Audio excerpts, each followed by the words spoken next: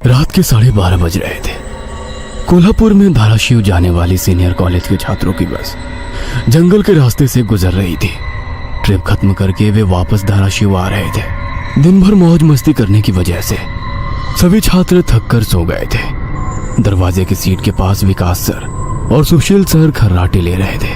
Bus driver विजय मामा भी नींद में बस चला रहे थे। उनके बगल वाली सीट पर प्यून पांडु मामा बैठे हुए थे कि तभी बस के सामने जंगली सुअरों का झुंड आया। विजय मामा ने बस जंगल में रोक दी। कुछ देर में जब रास्ता खाली हुआ तो बस फिर से चलने लगी। कुछ ही देर में विकास सर के पीछे ही दूसरी सीट पर बैठा श्याम नींद से जाग गया। श्याम की उम्र 21 साल थी। पढ़ाई में बहुत तेज था, लेकिन हमेशा अकेला रहने वाला। ना किसी से बनती थी, ना ही उसका कोई दोस्त था। वह दूसरी सीट पर अकेला बैठा हुआ था। सर, टॉयलेट जाना है। सर ने आधी आंखें खोलकर खिड़की से बाहर देखा। बस अभी भी जंगल में ही थी। थोड़ी देर बैठ जाओ, जब जंगल खत्म होगा तब मुझे उठा दो, मैं बस रोक दूंगा। वे बोले और फिर आंखें बंद कर सो गए। श्याम बस की खिड़की से बाहर देखने लगा और जंगल खत्म होने का इंतजार करने लगा।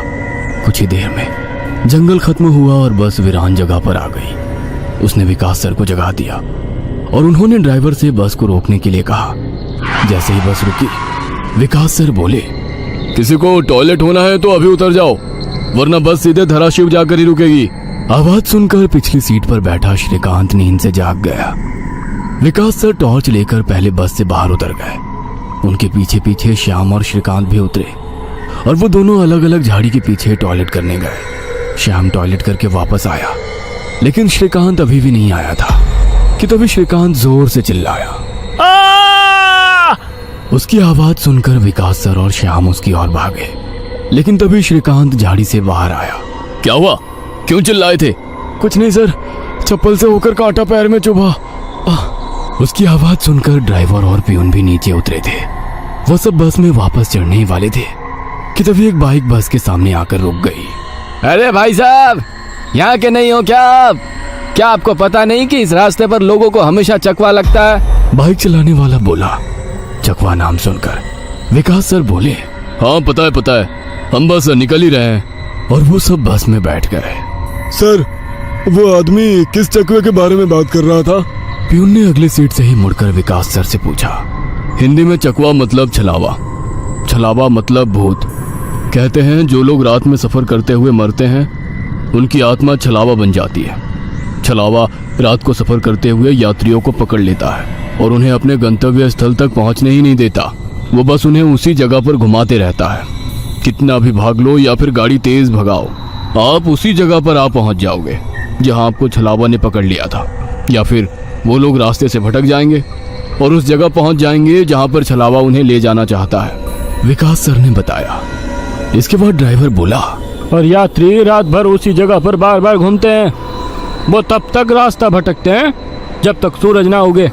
जैसे ही सूरज उगता है उनकी ताकत कम हो जाती है। मेरे कुछ ड्राइवर दोस्त हैं, उनको भी छलावे ने पकड़ लिया था। कहते हैं छलावा बस उन्हीं यात्रियों को पकड़ता है जो थके हुए होते हैं, क्योंकि उन पर हावी होना बहुत आसान होता है ना। फिर तो छलावा बहुत ही खतरनाक है। प्यून घबराते हुए बोला, अरे कुछ खतरनाक नहीं है, ये सब अंधविश्वास है। ड्राइवर जब थक जाता है तो रात में उसे रास्ता समझना मुश्किल हो जाता है, इसलिए उसे भ्रम हो जाते हैं और वो रास्ता भटकता है। इसे ही अनपढ़ लोगों ने भूत यानी चकवा या छलावा का नाम दिया है, विकास सर बोले। ये सभी बातें श्याम और श्रीकांत सुन रहे थे। नहीं सर, छलावे होते हैं और कुछ छलावे तो जानलेवा भी होते हैं। मेरे दादाजी को छलावे ने इतना परेशान किया था कि मरते मरते बचे थे। रात को जितने भी एक्सीडेंट होते हैं उनमें से कुछ ना कुछ एक्सीडेंट छलावे के कारण ही होते हैं। वो रात के बेरहम शिकार होते हैं। यात्रियों की थकान और डर ही उनकी ताकत होती है। शिकारियों की तरह ही वे यात्रियों को डराते हैं, भगाते हैं और उनकी जान लेकर उनका शिकार करते हैं। हमें बस इतना पता चलता है कि कार एक्सीडेंट में उनकी मौत हो गई है, लेकिन मौत का कारण छलावा ही होता है सर। श्याम ने डरावनी आवाज में कहा। सर, इस का कुछ मत सुनो, इसकी बुआ राइटर है, उन्हीं से सुनी होंगी ये बातें। और राइटर लोगों का तो काम ही होता है बातें बनाना, उसी से तो उनका घर चलता है। पिछली सीट पर बैठे श्रीकांत ने कहा। श्रीकांत, चुप हो जाओ और सो जाओ, उन्होंने डांटते हुए कहा। और उसके बाद सभी लोगों ने आंखें बंद कर ली और सो गए। कुछ समय बीता। श्याम अभी भी जाग रहा था और खिड़की से बाहर देख रहा था। बस किसी जंगल के बीचों बीच से गुजर रही थी कि तभी उसने देखा कि रास्ते के किनारे एक बंद पड़ी चाय की टपरी है। लेकिन ये चाय की टपरी तो मैंने पीछे भी पहले वाले जंगल में देखी थी। वह मन ही मन बोला और खिड़की के बाहर देखने लगा। तब उसे पता चला कि वो तो वही जंगल है जो वीरान जगह से पहले आया था। वह भागते हुए ड्राइवर के पास गया। विजय मामा नींद में बस चला रहे थे, बीच बीच में आंखें झपका रहे थे। विजय मामा, बस कौन से जंगल में है? होगी किसी जंगल में। रास्ते में जंगल कम है क्या? नहीं मामा, हम वापस उसी जंगल में पहुंच गए हैं जहां पर बस के सामने जंगली सुअर आ गए थे। नहीं बेटा, तुम्हें कुछ तो गलतफहमी हो रही है। वो जंगल तो कब का पीछे छूट गया है ना। उनकी बहस सुनकर विकास सर नींद से जाग गए। क्या हुआ श्याम? सर, हमें छलावा लग चुका है। उसने हमें पकड़ लिया है क्योंकि बस वापस उसी जंगल में आई है जहां से पहले गुजरी थी। लेकिन विकास सर भी ड्राइवर की तरह उस पर विश्वास नहीं कर रहे थे। सर, अगर आपको मेरी बात पर यकीन नहीं हो रहा है तो बाहर देखो। अभी कुछ देर रास्ते के किनारे एक ट्रक दिखाई देगा जो एक्सीडेंट में पलटी हो चुका है। और कुछ ही देर में रास्ते के किनारे सभी को पलटी हुई ट्रक दिखाई दी। ये देखकर सभी हैरान हो गए थे। ड्राइवर ने भी मान लिया कि श्याम सच बोल रहा है कि तभी जंगल खत्म हो गया और बस वही सुनसान वीरान जगह पर पहुंच गई जहां पर वो कुछ देर पहले टॉयलेट करने के लिए रोक दी गई थी। ये देखकर सभी की आंखें फटी की फटी रह गई थी। विकास सर की तो बत्ती ही गोल हो गई थी। श्रीकांत पिछले सीट से आगे आ चुका था। सबके चेहरे का रंग उड़ गया था। बस अभी भी रास्ते पर चल रही थी कि तभी वो फिर से वापस वही जंगल में पहुंच गई। वो सभी जान गए कि उन्हें छलावा ने पकड़ लिया है। ड्राइवर कोई दूसरा रास्ता मिलता है या नहीं ये देख रहा था, लेकिन फिर भी बस वापस उसी जंगल में आ जाती थी। ऐसा लग रहा था कि मानो पूरी दुनिया में बस वही एक रास्ता है जो घूम फिर कर उसी जंगल में ले आता है। सर, अभी इस छलावे से कैसे निकले? मैंने सुना है कि छलावे से बाहर तभी निकल सकते हैं जब सुबह हो जाए। इसका मतलब हमें रात भर इसी सड़क से गुजरना होगा, जंगल से वीराने में और वीराने से जंगल में। क्यों ना हम सुबह होने का इंतजार करते हुए उसी वीरान जगह पर रुक जाए। ड्राइवर बस चलाते हुए बोला। लेकिन शायद मैंने सुना है कि छलावे में रुकना ठीक बात नहीं है। नहीं सर, मेरी बुआ ने बताया था कि अगर सेफ जगह मिल जाए तो रुकने में कोई परेशानी नहीं है। बस इतना ही पता है तुम्हें? और कोई तरीका नहीं है क्या? है, लेकिन वो अभी के लिए नहीं है। और वैसे भी अगर जिस छलावे ने हमें पकड़ा है, अगर वो कमजोर हुआ तो उसकी शक्तियाँ कुछ ही देर में कमजोर हो जाएंगी और हम छलावे से छूट जाएंगे। फिर वो छलावा हमें नहीं पकड़ सकता। इन सभी की बातें सुनकर सोए हुए सुशील सर जाग गए। अरे क्या हुआ? आ गया क्या मेरा बोरगांव? सुशील सर उबासी लेते हुए बोले। तभी सभी ने उन्हें घटी हुई घटना बता दी। यह सुनकर सुशील सर के तो मानो होश ही उड़ गए। लेकिन तभी ड्राइवर जोर से चिल्लाया, सर, आगे एक गांव आया है। यह सुनकर सभी लोग ड्राइवर की तरफ भागे। तब उन्हें रास्ते के किनारे एक बोर्ड दिखाई दिया जिस पर लिखा था, बोरगांव में आपका स्वागत है। यह देख सुशील सर जोर से चिल्लाए, ये तो मेरा गांव है, लेकिन हम यहाँ इतने जल्दी कैसे पहुँचे? हमें तो कोल्हापुर से निकले मुश्किल से 2 घंटे हो गए हैं और मेरा गांव कोल्हापुर से 6-7 घंटे की दूरी पर। यह आपका गांव नहीं है सर, छलावा है। आपके मुंह से बोरगांव का नाम सुनकर छलावा हमें बोरगांव दिखाकर गुमराह कर रहा है। लेकिन अच्छा हुआ बोरगांव आ गया। मुझे लगता है कि हमें यहाँ पर सुरक्षित जगह ढूंढकर छिप जाना चाहिए। और सुशील सर के घर से ज्यादा सुरक्षित किसका घर हो सकता है? लेकिन सर, छलावे में एक जगह पर रुकना खतरे से खाली नहीं है और छलावा खुद में ही खतरा है। वो खुद में सुरक्षित जगह कैसे रख सकता है? तुझे मेरे से ज्यादा पता है क्या? बचपन से मैं भूतों के बारे में सुनते और पढ़ते आया हूँ। तू तय रहा। विजय मामा, बस सुशील सर के घर की तरफ ले चलो। सुशील सर ने ड्राइवर को अपने घर का रास्ता दिखाया, लेकिन तभी उन्हें उनके गली में लोगों की भीड़ दिखाई दी। बस आगे नहीं जा सकती थी, इसलिए उन्होंने बस दूर ही खड़ी कर दी। भीड़ में खड़े लोग जोर जोर से रो रहे थे और भीड़ का रुख सुशील सर के घर की तरफ ही था। भीड़ के रोने की आवाज सुनकर वे सभी लोग डर गए। सुशील सर बस से उतरे और भीड़ में घुस गए। उनके पीछे पीछे सभी भीड़ में घुस गए। वह सभी भीड़ को चीरते हुए सुशील सर के घर के सामने जा पहुंचे और आगे का नजारा देख उनकी रूह कांप उठी, क्योंकि जमीन पर खून से लथपथ 4 लाशें पड़ी हुई थी और वो लाशें थी सुशील सर के बीवी बच्चे की और उनके माता पिता की। उन सभी की किसी धारदार हथियार से गला काटकर हत्या कर दी गई थी। खुद के परिवार की लाशें देखकर सुशील सर का दिल सहम गया और वो रो पड़े। ये क्या हो गया? किसने मारा उन्हें? उन्होंने रोते हुए एक आंख वाले बूढ़े आदमी से पूछा। आज तुम्हारे बीवी ने चाकू से तुम्हारे बच्चे का और तुम्हारे माता पिता का गला चीरकर उन्हें मार डाला और फिर खुद का गला काट कर खुदकुशी कर ली। क्या? लेकिन क्यों? उसने ऐसा क्यों किया? अरे तुमने ही उसे ऐसा करने पर मजबूर किया होगा, वरना वो तो बहुत ही समझदार और नेक दिल इंसान थी। क्या शादी के इतने सालों बाद भी मैंने उसे कभी रुलाया नहीं है और आप मुझ पर इल्जाम लगा रहे हैं? तुमने ही उसे ऐसा करने पर मजबूर किया है। ये लो चाकू और अपनी जान देकर अपने गुनाह का प्रायश्चित कर लो। वैसे भी तुम अकेले इस दुनिया में जीकर क्या करोगे? खुद की जान दे दो, वरना उनकी आत्मा को कभी शांति नहीं मिलेगी। न जाने सुशील सर को क्या हुआ, वो उस आदमी की बातों में आ गए। ऐसा लग रहा था कि वो उसकी बातों से वश में आ गए थे।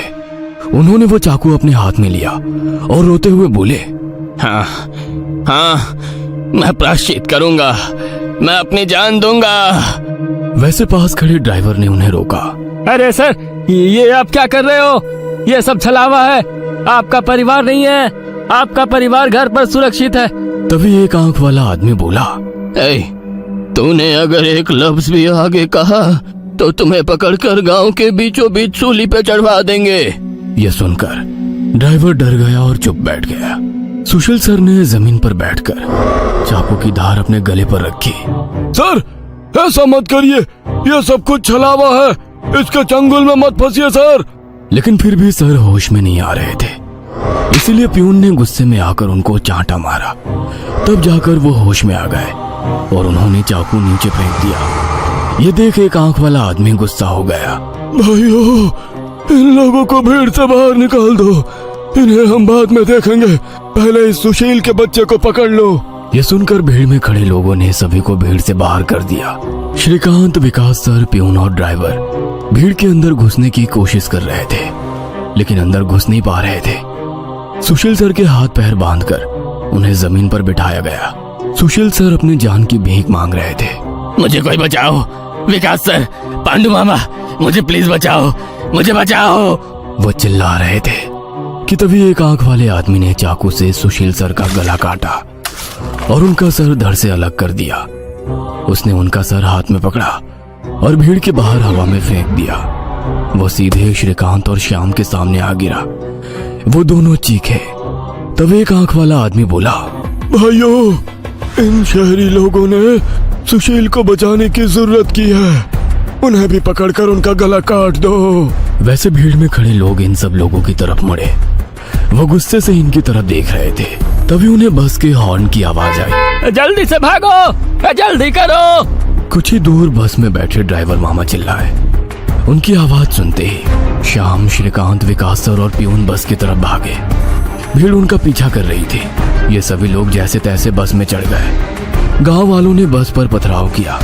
बस के कांच टूटकर बच्चों के शरीर में उसके टुकड़े घुस गए, लेकिन उसमें से कोई भी नींद से जागा नहीं था, क्योंकि वो सब छलावे के प्रभाव से मोहित होकर सो गए थे। श्याम, विकास सर और श्रीकांत के शरीर में भी कांच के टुकड़े घुस गए थे। कुछ लोग बस के सामने खड़े होकर रोड से बस को तोड़ रहे थे कि तभी ड्राइवर ने उन पर बस चढ़ा दी और बस वहां से चल पड़ी। जैसे तैसे बस गांव से बाहर आ गई। हर कोई अपने शरीर से कांच के टुकड़े निकालने में लगा हुआ था।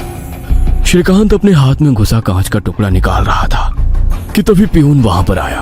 भतीजे रुक, मैं निकालता हूँ, वो बोला, क्योंकि श्रीकांत उनकी बहन का बेटा था। बस फिर से वापस जंगल में आ गई थी। न जाने कब वो छलावा उन्हें अपने गिरफ्त से छोड़ने वाला था। सुशील सर की अभी अभी मौत हो चुकी थी। हर कोई घबराया हुआ था। श्याम, अब बताओ हम क्या करें? अरे इसे क्या पूछना है, इसकी वजह से आज सुशील सर की जान चली गई है और हम सब मरते मरते बचे हैं। चुप हो जाओ। हमने उन्हें बचाने की कोशिश की, लेकिन वो खुद अपने भावना को रोक नहीं सके और इसीलिए मारे गए। इसमें मेरी कोई गलती नहीं है। श्याम सफाई देते हुए बोला, लेकिन अब हम क्या करें? हमें बस सुबह होने का इंतजार करना होगा और बिना कहीं रुके बस चलाते रहना होगा। अरे लेकिन बस में इतना डीजल भी नहीं है कि सुबह होने तक चले। अगर बस का डीजल सुबह से पहले खत्म हो गया तो हम इस छलावे का शिकार हो जाएंगे। हाँ, ये भी है। ये छलावा तो मेरे सोच से ज्यादा ताकतवर निकला। आज अमावस्या है, शायद ये अमावस छलावा है। बुआ कहती थी कि छलावे के बहुत से प्रकार हैं, जिससे सबसे खतरनाक अमावस छलावा होता है। ये सिर्फ और सिर्फ अमावस की रात शिकार करने के लिए बाहर निकलता है। इसे अकेले 2 या 3 लोगों की शिकार करना पसंद नहीं है। जहाँ पर यात्री बहुत सारी संख्या में होते हैं, बस उन्हीं पर यह छलावा हावी हो जाता है। वो सबसे पहले सबसे ज्यादा कमजोर और सफर में थके हुए इंसान को ढूंढता है, उन्हें डर दिखाता है, और जब उसकी डर से मौत हो जाती है तो उसके शरीर पर कब्जा करता है और बाकी यात्रियों के बीच में रहकर उन्हें गुमराह करता है। उन्हीं छलावे में बस घूमता रहता है और जब सभी यात्री थक जाते हैं तब उनका शिकार करता है। और मेरे हिसाब से हम जिस छलावे के चंगुल में फंसे हैं वो अमावस छलावा ही है, और वो अभी हमारे बीच में ही है। श्याम डरावनी आवाज में बोला।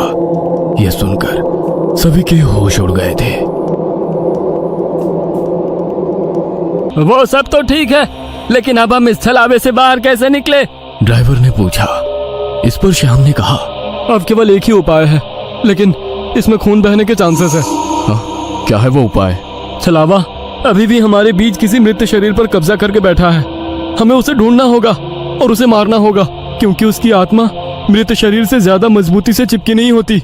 जैसे ही हम उसको मारेंगे, उसकी आत्मा मृत शरीर छोड़ देगी और फिर वो किसी मृत शरीर में घुस नहीं सकेगी, क्योंकि एक अमावस छलावा एक रात सिर्फ एक ही मृत शरीर पर कब्जा कर सकता है। लेकिन हम में से ये छलावा है कौन? वो पीछे सोए हुए स्टूडेंट के शरीर में नहीं है, क्योंकि वो होश में नहीं है। वो हम 5 में से एक है। क्या? लेकिन हम सब तो जिंदा हैं। नहीं, हम में से एक पहले ही मर चुका है। उसे छलावे ने मार डाला है और उसके शरीर पर कब्जा कर लिया है। कब्जे के बाद मृत शरीर बिल्कुल एक जिंदा आदमी लगता है, क्योंकि छलावा अपने ताकत से जिंदा इंसान की नकल करता है। लेकिन वो है कौन? वैसे श्याम गंभीर हो गया और उसने श्रीकांत की ओर देखा। बस अभी भी जंगल के रास्ते चल रही थी। ड्राइवर बस चलाते चलाते पीछे हो रही बातचीत सुन रहा था, क्योंकि उसे पता था कि अगर बस रुकी तो छलावा उसे निगल जाएगा। बस में सन्नाटा छाया हुआ था।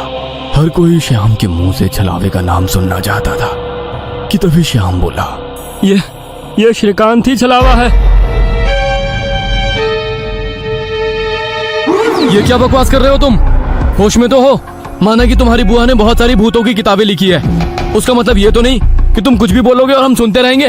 मेरा विश्वास करो सब, श्रीकांत ही छलावा है। जब ये वीरान जगह पर झाड़ी के पीछे गया था, तब मैंने इसे किसी साए की ओर घूरते हुए देखा था। जब मैं देखने के लिए आगे बढ़ा, तभी मेरी चप्पल में कांटा चुभने की वजह से मेरी चीख निकल गई और वो साया वहाँ से गायब हो गया। शायद तभी उसने श्रीकांत को पकड़ा होगा और उसके शरीर पर कब्जा किया होगा। सर, जल्दी से इसे मार डालो, वरना ये भाग जाएगा। यह सुनकर सभी के होश उड़ गए, लेकिन उसकी बात में कुछ तो वजन था। ए श्याम, जुबान संभाल कर बात कर। भतीजा है ये मेरा, अगर इसको किसी ने हाथ भी लगाया तो मार डालूंगा। हाँ। प्यून गुस्से में बोला, सर जी, इस पांडु की मत सुनिए। मुझे भी लगता है कि यही छलावा है, क्योंकि हम सभी ने झाड़ी से आती श्याम की चीख सुनी थी। श्याम बिल्कुल सच कह रहा है।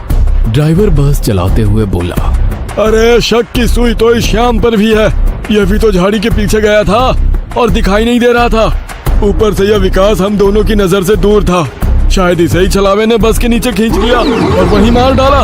तो ये दोनों क्यों नहीं हो सकते छलावा? प्यून ने कहा। अरे मैं जिंदा हूँ, मैं छलावा नहीं हो सकता। श्याम ने कहा, हाँ, और ये श्याम हमारी कब से मदद कर रहा है। ये छलावा होता तो हमारी मदद क्यों करता? अब बचे तुम तो ड्राइवर के बाजू में ही थे, इसलिए ये श्रीकांत ही छलावा है। विकास सर जोर से बोले, अरे सर, इस पे उनको छोड़ो। आप सीट के नीचे से रॉड निकालो और उस छलावे का सर फोड़कर मार डालो। ड्राइवर बस चलाते हुए बोला। यह सुनकर श्रीकांत डर के मारे प्यून के पीछे छिप गया। विकास सर ने सीट के नीचे से लोहे की रॉड निकाली। प्यून ने उन्हें रोकने की कोशिश की, लेकिन विकास सर ने उन्हें धक्का मारा और रॉड श्रीकांत के सर पर मारी। लेकिन श्रीकांत वहां से हट गया और नीचे गिर गया। वो रॉड से दूसरा हमला करते कि तभी प्यून ने पीछे से रॉड पकड़ी और विकास सर के हाथों से रॉड खींचकर उन्हें खिड़की पर धकेल दिया और उनके सर में रॉड दे मारा। विकास सर हाथों से सिर पकड़कर वहीं तड़पते रह गए। उनके सर से खून निकल रहा था और कुछ ही देर में उन्होंने अपना दम तोड़ दिया। ये देख श्याम चिल्लाया, विजय मामा, जल्दी से पीछे आइए, इन दोनों ने विकास सर को मार डाला। यह सुनकर ड्राइवर ने बस बीच जंगल में रोक दी और वो पीछे भागते हुए आया। उसने पियून के हाथों से रॉड छीना और उसे धक्का दे दिया। तुम नहीं सुनोगे, इसलिए पहले मुझे तुम्हें ही मारना होगा। ड्राइवर गुस्से में पियून से बोला और वो पियून के सर पर रॉड से हमला करता कि इससे पहले ही पियून ने कांच का नुकीला टुकड़ा तोड़कर ड्राइवर के पेट में घोंप दिया। ड्राइवर जोर से चिल्लाया और नीचे गिर गया कि तभी बस के बाहर से भीड़ की आवाज सुनाई देने लगी। रास्ते के बीचों बीच बस लगाई है इन्होंने। कोई तेजी से चलती गाड़ी इस बस से टकराई तो क्या होगा? बाहर निकालो इन लोगों को और सजा दो इन्हें, सजा दो। बस के बाहर से आवाज आई और बस पे पथराव होने लगा। पियून आगे की तरफ भागते हुए गया तो देखा कि 5-6 लोग बस पर पथराव कर रहे हैं। लोग गुस्से से चिल्लाने लगे, बाहर निकलो बुज़दिलों, अंदर क्यों छुप कर बैठे हो? अरे क्या हुआ भाइयों, आप ऐसा क्यों कह रहे हो? पियून चीख चीख कर उनसे पूछ रहा था, लेकिन कोई भी उसकी तरफ ध्यान नहीं दे रहा था। तभी श्याम श्रीकांत से बोला, ये लोग सिर्फ छलावा है। हम जंगल में रुके हुए हैं, इसलिए हम मुसीबत में पड़ चुके हैं। विकास सर और ड्राइवर दोनों मर चुके हैं, फिर भी हम छलावे से बाहर नहीं निकले। इसका मतलब छलावा अभी भी हमारे बीच में है और वो छलावा तुम्हारा मामा है। ये सुनकर श्रीकांत की आंखें फटी की फटी रह गईं। नहीं नहीं, ऐसा नहीं हो सकता।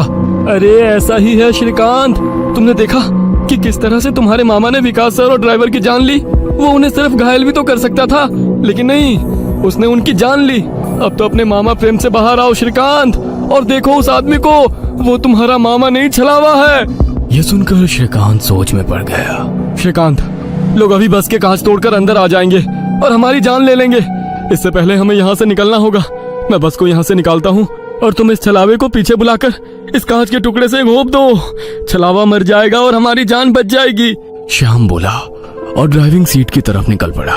लेकिन तुम्हें ड्राइविंग आती है क्या? अरे मेरे मामा की ट्रैवल एजेंसी है, इसलिए मैं बस पहले ही चलाना जानता हूँ, उसने कहा और ड्राइविंग सीट पर जा बैठा। उसने बस चालू की और बस चलाने लगा। पियून पीछे श्रीकांत के पास जा पहुंचा। श्याम बहुत ही मन लगाकर बस को भगा रहा था कि तभी उसे पियून की चीख सुनाई दी। उसने मिरर में देखा तो पियून गले में हाथ लगा के नीचे गिर गया। श्रीकांत के हाथ में खून से सना कांच का टुकड़ा था। उसने अपने ही मामा को गला काट कर मार डाला था। श्रीकांत श्याम के पास आया। श्याम ने बस रोक दी। मैंने छलावे को मार डाला। ये सुनकर श्याम जोर जोर से हंसने लगा और उसकी आंखें लाल हो गई और वो डरावनी आवाज में बोला, लेकिन छलावा तो मैं हूँ। ये सुनकर श्रीकांत के तो होश उड़ गए। अरे चौंक क्यों रहे हो, मैं ही छलावा हूँ। जंगल में जब बस के आगे सुअरों का झुंड आया था, तभी मैं बस में घुस गया था। मैंने बस में सबसे कमजोर और थका हुआ यात्री चुना। ये श्याम थकान के कारण गहरी नींद में सो गया था। मैंने इसे जगाया और मेरा असली रूप दिखाया। मेरा डरावना रूप देखकर ये उसी वक्त सीने पर हाथ लगाते हुए मर गया। मैंने तुरंत इसके शरीर पर कब्जा कर लिया। तभी मैंने जाना कि पिछली सीट पर बैठा एक लड़का, मतलब कि तू, आधी नींद में था और टॉयलेट जाने के विचार में था, और मैंने अपना खेल शुरू कर दिया। मैंने बस में बैठे सभी को छलावे की कहानी सुनाकर डरा दिया, क्योंकि डर ही मेरा सबसे बड़ा हथियार है। मैंने जानबूझकर तुम सबको गुमराह किया और सुशील सर के गांव ले गया और तुम्हें छलावे में रुकने के लिए मजबूर किया और सुशील सर की जान ली। मैंने ही विकास सर, तेरा मामा और ड्राइवर को एक दूसरे से लड़ाया ताकि वो आपस में लड़ कर मर सके, और आखिर मैंने तुम्हारे हाथों से ही तुम्हारे मामा का खून करवाया। ऐसा कहकर वो हंसने लगा। यही मेरा खेल यानी कि शिकार थी। तूने अपने ही मामा की जान ली, उस मामा की जिसने तुम्हें बचाने के लिए अपनी जान पर खेलकर 2 आदमियों की जान ली। अब तुम्हारा जी कर क्या फायदा। यह सुनकर श्रीकांत की आंखों में आंसू आ गए। उसे अपनी गलती का एहसास हो गया। श्रीकांत, आओ बैठ जाओ इस ड्राइविंग सीट पे और ठोक दो इसे किसी पेड़ पे। ले लो खुद की और इन सभी यात्रियों की जान। छलावा श्रीकांत की आंखों में देखकर बोला। शायद उन लाल आंखों का जादू श्रीकांत पे हो रहा था। वो छलावे की बातों में आ गया था, जैसे सुशील सर आ गए थे और खुद की जान लेने के लिए तैयार हो गए थे। शायद श्रीकांत को अपने किए का पछतावा हो रहा था और वो छलावे की बात मानने वाला था कि तभी श्रीकांत ने अपने आंसू पोंछे और वो जोर से चिल्लाया, मामा। छलावे को पीछे पैरों की आहट सुनाई दी और उसने मुड़कर देखा कि तभी प्यून ने लोहे का रॉड छलावे के सर पे दे मारा और उसके सर पर 4-5 बार हमला कर उसका सर कुचल दिया। तुम्हें क्या लगा खेल केवल तुम ही खेल सकते हो?